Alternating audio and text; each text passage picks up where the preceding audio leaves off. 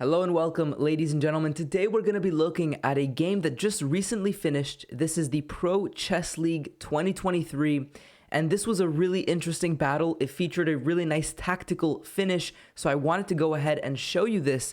So let's jump straight in. Now, the first thing I want you to notice are the two players and their rating disparity. With the black side is Grandmaster Wei Yi, who has a rating of 27.22, and with the white side is Grandmaster Pranav with 25.97. And so a rating disparity of more than 100 points. Now, even though both players are in the Grandmaster category, this difference in rating is significant, and you're going to see later on in this game, I believe some of the moves were played for psychological reasons because of this rating. So we're going to explore that aspect as well. Of course, we're going to look at just the basic moves and the beautiful tactical ideas that occur. So let's jump straight in. We're going to take a look at this game from the black side because Wei Yi is in fact the player who finds some really nice tactics. We have a very standard Roy Lopez to begin with, and this is one of the major maneuvers that white goes for. The knight comes to d2, to f1, to g3, where it serves as a very strong both defender and attacking piece. And you can see white going for this idea here, black doing a very similar maneuver on the other side of the board, and we can get very symmetrical situations here. Now, in this position, after the move c6, white played a small inaccuracy. The main move in this game, in this position here, is the move knight to g3, and it makes a lot of sense. This is the idea we were going for. So what is the move that Pranav played? He went for the quick expansion with d4, and this is a little bit premature. Why? Well, the pawn or the square on e4 is just not as well guarded before you play the move knight to g3, right? So the move order is important here. Knight to g3 first, later playing the move d4 when the e4 pawn and square is better guarded. Why does this matter though? Because we obviously cannot take this pawn. Well, let me show you why this in fact does play a role. Black trades the pawn once and then strikes with their own volition here with the move d5. And the idea is that after e5, now it becomes clear the knight can come here to e4, and there are some issues for white. This knight is super strong, and playing the move knight to g3 now is just far less effective because at the very least, black could consider just trading this knight, but of course they could go for what they played in the game, which was f5 supporting the knight. So we saw bishop c2, same idea, f5 supporting the knight. If you were to take, well, on one hand, you're removing the defense of this knight, but after queen takes, you're opening up this f-file. This knight still remains quite strong here, and you're getting rid of your center. So not taking here is the right decision, but now it becomes clear again, the knight here is just super strong. So that is the very small, subtle difference between playing knight to g3 versus immediately striking, and black has already equalized for this reason. So after the move f5, white continued in this position by playing knight to g3. Here we had knight to h4. Black is basically going for an attack. They noticed the passivity of white's setup and this small difference in the opening move order, which gives black a very strong knight, a very advanced f-pawn, and this is kind of the signs that they used in order to justify this quick move knight h4 before all of their pieces are developed. Let's just go for that quick attack. Now, the other reason they might have gone for this attack very quickly is again because of that rating disparity. You want to, be the aggressor here and leverage the fact that you're probably a better tactical player, and so you want to get into these sharp, aggressive positions as quickly as possible. So knight h4. We have knight h2 not trading here. And after the move c5, which comes with a very clear purpose, you want to open up this bishop's diagonal, which if white allows this bishop to open up, that would be absolutely suicidal here because the knight and the bishop are going to team up. The queen can come in as well. This would be game over. So, of course, white does not take, and instead they play the move knight a2, which is super logical. This knight here, you do not want to trade. That would open up the rook, which would also be a very valuable attacking piece. And so instead of trading, you can bring the knight back, defend the center, and keep both the bishop and the rook locked in. So white is trying their best to control the situation, but it's very difficult to manage here. And after black simply takes, Bishop d3, super strong move, and this is also sort of the signs that both players are grandmasters, because this very patient move, bishop d3, it might not even be clear what the idea is. Well, here's the idea. You cannot let the pawn come to d3, right? Opening up this bishop, this is what both sides are playing for and against. Black is trying to open up this bishop by all means, and white needs to stop that from being a possibility. So bishop d3, blockading the pawn, and therefore blockading this bishop, and again, trying to just hold everything under control for the time being.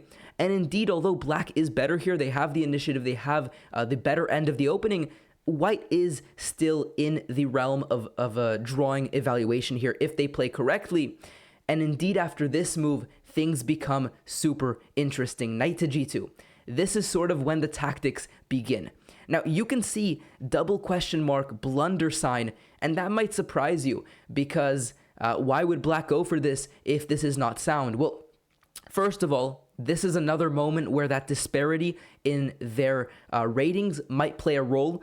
Again, you want to blast open the king. You want to be the one with the initiative here and utilize that extra tactical understanding that you may possess. And so knight to g2, the idea for black is to just open everything up. Now, another interesting concept that is getting introduced here is the difference between practical and objective evaluations. So after the king takes on g2, white can hold on, right? If they play perfect moves for presumably the next 5 to 10 moves while black is generating this attack, they're going to be just about okay.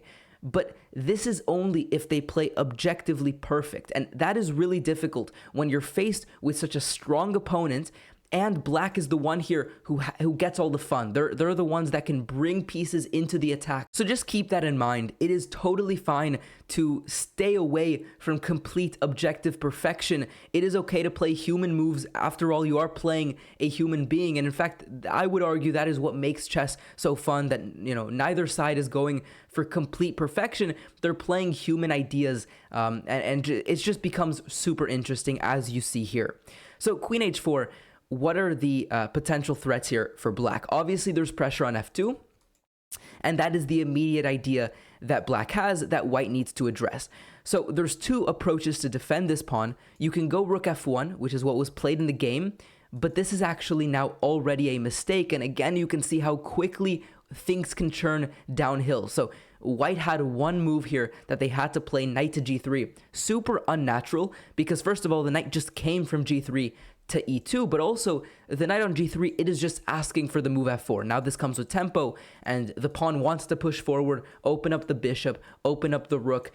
This seems terrible, but indeed, if white plays perfect, they can survive. Again, you want to make sure you're always taking care of all the threats. If you take with the bishop, then after d3, the bishop and queen will open up on f2. You have to take with the rook and keep this blockaded. It is still very dangerous after bishop h3. It's not clear that white is totally out of the woods. For example, king to g1 is just mating, in fact, on g2. So again, white needs just to play perfectly for many, many moves, and it's not an easy task. And so after queen h4, you can already see white breaking a little in their defensive efforts. Rook to f1, defending f2 for the time being, but now f4 comes. You open up the bishop, you're threatening also ideas of f3. It's game over. It's very difficult to defend from now on. Knight to g1 was played in the game, defending over h3, defending f3 as well. It seems like it holds everything together, but this, ladies and gentlemen, is the critical moment. So I'd urge you in this position, black to play, to pause the video and give this a shot. This is what made this game so special. What do you play here with the black side? So the move is bishop takes h3, a brilliant move, as you can see from chess.com's analysis. And indeed it is, because after knight takes h3, you've just sacrificed the piece for what? Well, to sacrifice the pawn on f3. So you're now down a ton of material, but you've moved both of these knights in such a way where now the g4 square is indeed open and free. So queen to g4 was the idea, and you're going to win back one of these knights. And after the king comes to h2, defending over h3, rook to f3 comes. You take the knight on f3. You're threatening now rook to h3 checkmate. There's actually no way to stop mate here aside from giving away the queen. If you try a move like knight to g1, Obviously, rook h3 doesn't work anymore, but okay, that's fine. Here, there's a couple of ways to progress, but rook to f2 and queen g3 and knight f2 checkmate is a very nice way to finish it off. So, white indeed did take and give away the queen here for the rook, but now it's just completely over. I mean, black is up 3 points of material, and the worst part is the attack is nowhere near over. I mean, the rook can come in. If necessary, the bishop through b8 and e5 can enter as well, but that's not even really necessary here because the knight and the queen alone is enough to overpower this king here.